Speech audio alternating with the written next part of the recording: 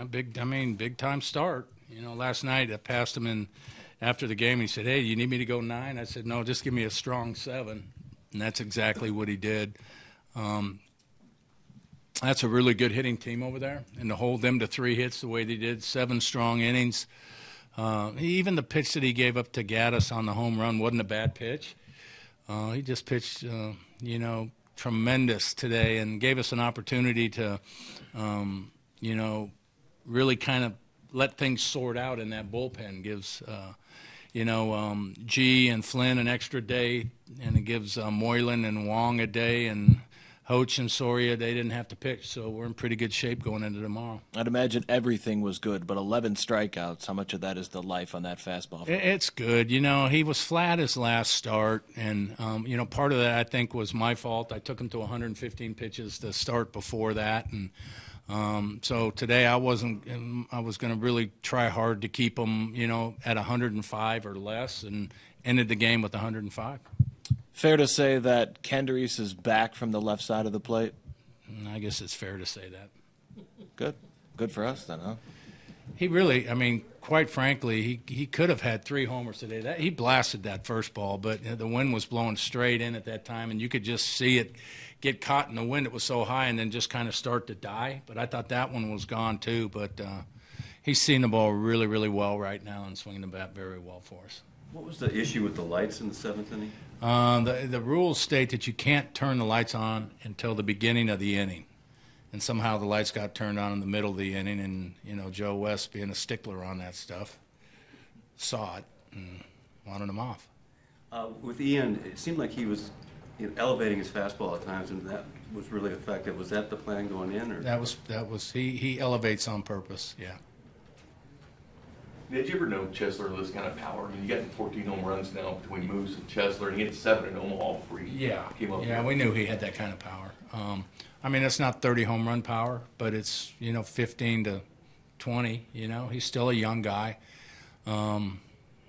still, figuring this league out, but what a job he's done offensively for us. I've been very impressed with his at-bats.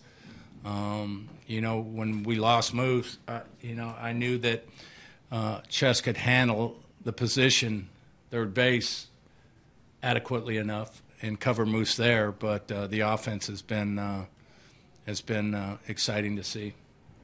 When Kendrys hit the second home run, he hit 3-0 pitch. Would that have been a pinch running situation if you had walked there? And no, because then I had to put Haas in and I'd lost the DH. So I probably wouldn't have done that. Yeah. That's why I'm the manager. And speaking of losing the DH, can you talk a little bit about how playing defense can really help Kendrys' at-bats be a little more loose when he's out there? Well, there's some people, when he was struggling, felt that if we could get him in the field a little bit more, it might help his offense a little bit. But, he does a good job of separating the two. And quite frankly, we can do things like this. We can give Haas a break when he needs a little bit of a break, because I do have a lot of confidence in Kendrys' defense out there. He's a very solid defender at first base.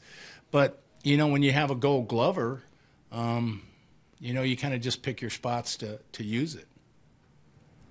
If we didn't have a Gold Glove first baseman, Kendrys Morales would be playing a lot more first. Anybody else for that? The conversation you had with Ian Kennedy last night, you want him wanting to go, you need me to go 9. Does that kind of speak to his confidence, especially after the last two games?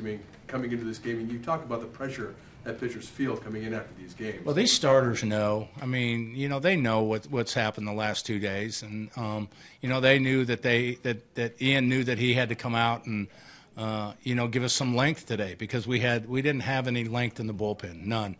And when I first got here today and started looking at the weather, there was chances of it coming at 1:30 or 2 o'clock, and I'm like, man, what are we going to do if we get a 45-minute rain delay or an hour rain delay?